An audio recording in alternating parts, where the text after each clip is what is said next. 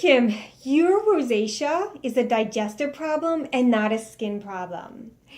So we talked a lot about having low stomach acid and what happens when you have low stomach acid and why it's so important to have good, strong stomach acid. We don't want to introduce the wrong bacteria, parasites, through our food, through our drink, through our water. And if you have good, strong stomach acid, it can help to really protect you at that level. So it's very, very important when you have a condition like rosacea. But what's really behind your rosacea, the root causes, are leaky gut, food sensitivities, and inflammation. Now, if you remember on my report, my rosacea report, that whole report is about rest and digest. So we're going to talk about that. I also get asked a lot about how do I eat, and I'm going to cover that for you as well. Okay, so here's what we're going to talk about. So leaky gut. Leaky gut happens when we are eating specific foods that we know there are common specific foods, about 7 or 8 of them, that are in everything. So it's not your fault. I'm going to educate you about what they are so that you can look one by one to remove them, not all at once. It's too stressful. And remember, we don't want to add or bring any more stress with a condition that's already stress related. So I always start with kind of like a backward elimination where we just start with one, and once you get that down, then we move into the next.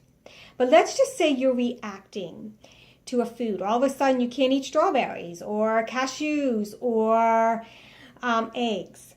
There's reasons for that. Your digestive system is no longer able to digest those foods. Now, this didn't happen overnight. This happened in time. Or you might be somebody that is reacting to everything that you eat. It doesn't matter if you're eating healthy food or not so healthy food. You are literally reacting to everything. And if that's you, please listen. Rest and digest is what I want to say to you. Rest and digest. It's some of the recipes that are in my report. Really will just give that digestive system a break. It's bone broth, easy parade soups with simple ingredients. If you want to even make some simple juices or smoothies for 3 or 4 days, whatever time frame you can give. At the same time, give your skin a break. Keep it clean. Just rinse it with water. Don't put any moisturizer on, any products, ladies, makeup. See what your skin, how it reacts. I know when I did this, I went from dry to oily, and then it normalized.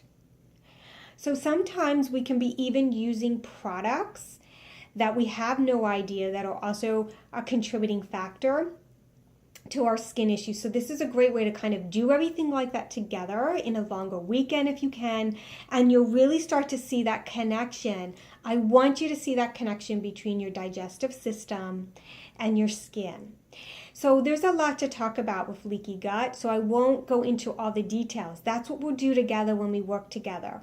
But with leaky gut, you could have candida, which is an overgrowth of yeast or fungus in the digestive tract. You could have SIBO, which stands for small intestinal bacterial overgrowth, which is bacteria in the small intestine where it should never be. You could also have histamine intolerances. Generally, most people with rosacea do. They have histamine intolerance, so that's why sometimes like a GAPS diet does not work, because in the GAPS diet are all the foods are great for building gut health, but they're foods that are too high in histamines. And so there are certain supplements and things that I recommend that you can take to break down those histamines. So I've been trained to really spot and really look for that. And that's based on all the information that you provide me in your intake form. So that's why it's so important. So I can help you get to the bottom. If you have candida, if that is you, you may, we're going to look and talk about maybe not doing the fermented foods and the probiotics quite yet, because that can also feed the bacteria. You could have gut infections like H. pylori, and so there's so many different things. You could also have issues with salicylate foods, oxalates. That's also another reason why some people have a hard time if they go raw. That's too much oxalates, that they just can't process that. So there's a lot. Or, like I said, somebody that doesn't do well on the GAPS diet. So the way I eat may not work for you, but in the very beginning, I could not digest animal protein nor high fat. So, and that was good fats. I just couldn't digest it. So I actually was the person that did just eat fruits and vegetables. And I was okay with that. My body was. However, that doesn't work for everyone. Some people that are eating fruits and vegetables might find their skin is reacting worse because they might have a more harder time breaking down sugars, even simple sugars like natural sugars coming from fruit. Or when sometimes I ask for your lab work if you have them. And some people have been, most are insulin resistant. And so that's causing issues when you're insulin resistant to the gut, to the skin. So I just want you to see this connection, that with just simple changes, doing it step by step, one by one, and really understanding what's truly going on, you will get the results. You will get significant results, and you will get healthy. So I hope that this, brings you hope. The other thing that I want to leave you with today is that I know that people learn together. They also, like to be in groups. They really like the interaction and holding each other accountable. They learn together, grow together. So I'm thinking about offering, we'll keep it small, about 10 people. So it's going to fill up quick. About 10 people that would like to do this in a group setting. So I want to throw that out there and see if that's something that you would be interested in. So we'd be going through these changes together. Let me know how that feels for you. And if that's something just right now, if that's something that you feel that you might be interested in, can you do me a favor and just reply back? Nothing fancy, just say, I'm in.